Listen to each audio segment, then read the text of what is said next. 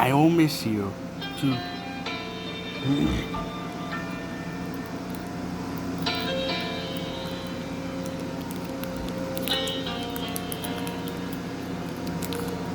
Pizza, guacamole, and chips.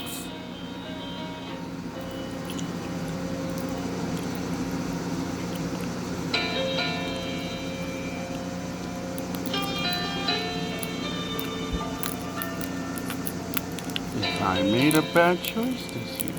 I'm not getting any presents for this year. Oh, he's eating pizza.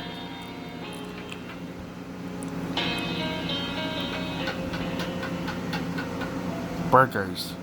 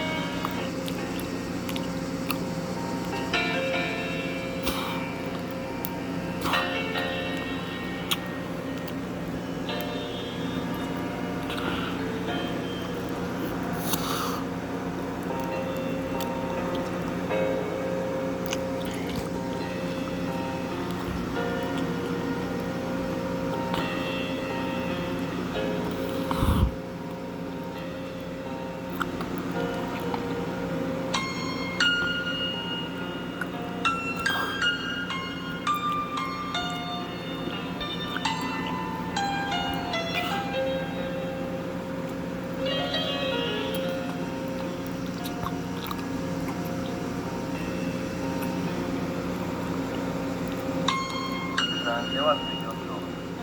Здравствуйте, уважаемые пассажиры. Внешний интернет-магазин на Халасов.ру. Специально для вас идет до телефона 05 422. Данный телефон сделан в дизайне. Очень удобно. Имеет встроенную камеру.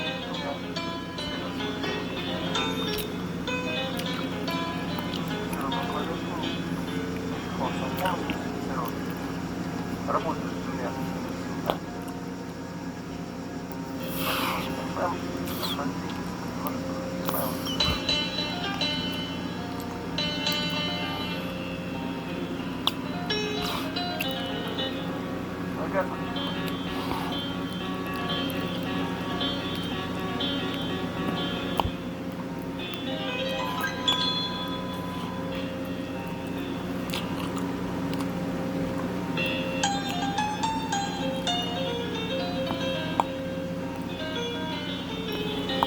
подробных характеристик данного аппарата вы всегда сможете найти на сайте Халасов.ру.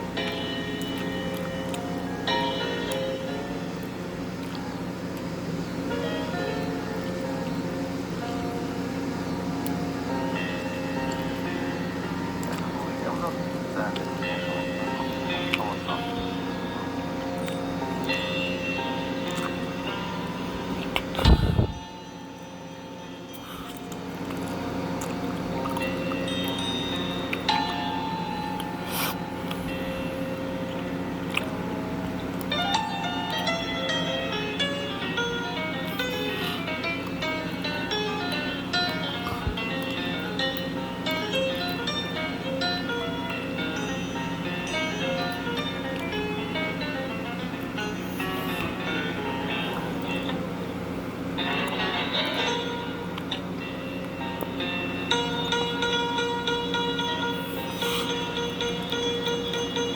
We're taking a look at the Casio G. Hey everybody, Eric with Phone Scoop.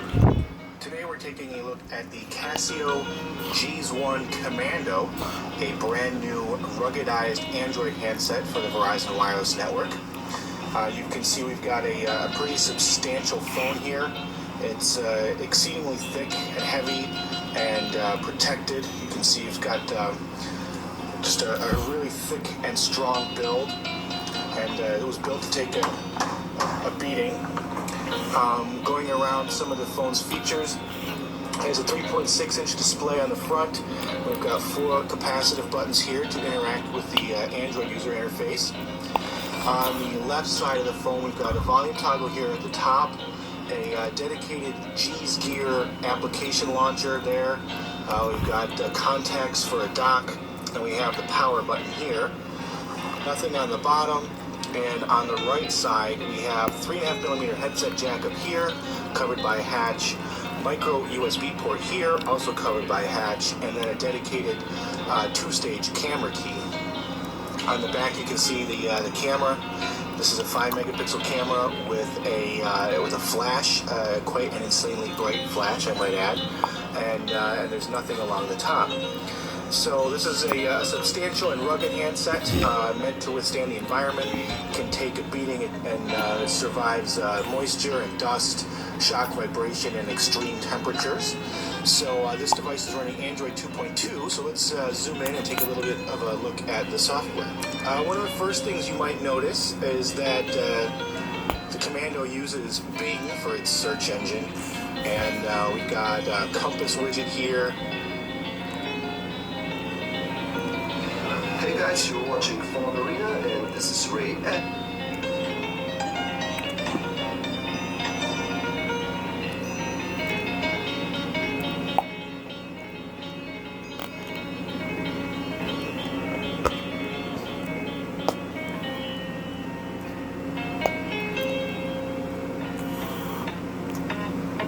There's also a micro USB port and a 3.5mm headset jack. But since those are water sealed, they have the little orange O-ring on both of those. So if it's going to be near water, you want to make sure that those ports are closed pretty well. On the back of the phone is a 5-megapixel autofocus camera with a single LED flash. There's a little flip switch down here at the bottom for opening and closing the battery. Right now it's on lock. You want to move that over to free, and then just get a little something under there for some leverage, and pop the battery off. As you can see, there's another rubber O-ring around the battery compartment, and when you flip the battery out, here's your 8GB micro USB card. Uses an older type.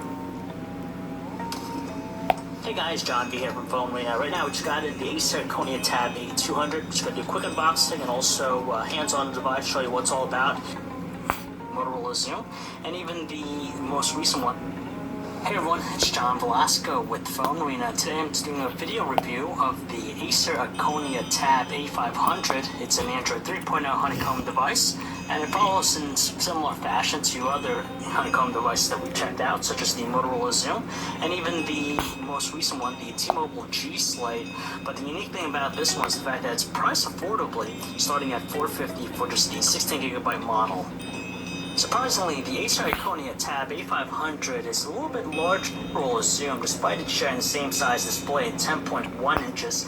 At the same time, you definitely feel it's a lot heavier, and it's a little bit more cumbersome in the hands. There's a lot to hold for a tablet like this. As far as its design goes, it utilizes these tapered edges at the bottom and the top, but it comes to a point, you can tell here. And also on the sides, it's just completely flat. It's not comfortable to hold, but it definitely feels like a lot. As far as the choice of materials, it utilizes this brushed aluminum finish in the back, which gives it a slight durable feel to it, but it doesn't quite embody the premium feel compared to the iPad 2's rear cover. On top of that, you have these plastic sides here, which gives you a good amount of grip when you hold it landscape. So all in all, the design's neither boring or eye-catching. It's right there in the middle and has a good balance to it. Packing plenty of real estate thanks to its 10.1-inch WXGA display, so that's 1280 by 800 pixels. It has also support for 262,000 colors, so the resolution itself provides some pretty good text. It's very clear and sharp. We didn't have too much of an issue.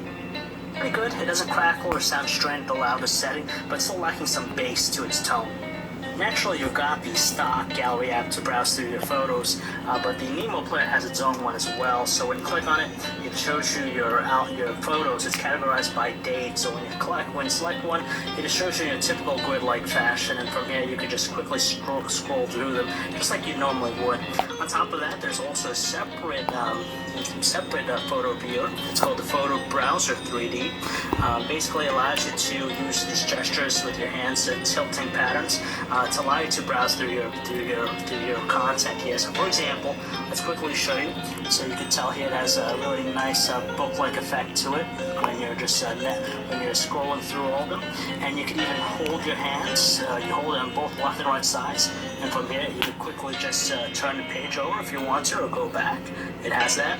And as far as just zooming is concerned, you gotta hold down and you just use your finger on the left side, on the right side to actually zoom in.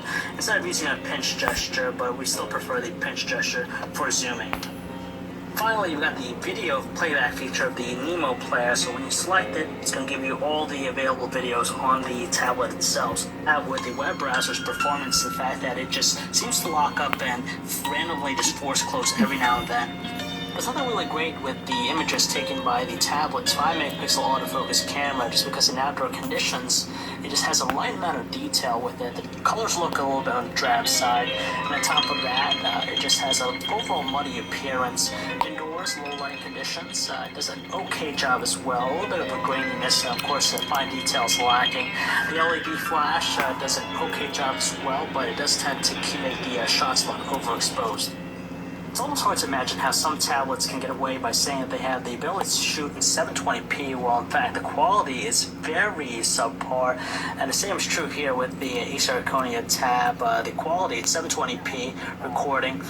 It moves at a nice frame rate, 29 frames per second, so it's pretty smooth, but honestly, it's so muddy looking, lacking any details. It just looks pretty low quality, to tell you the truth.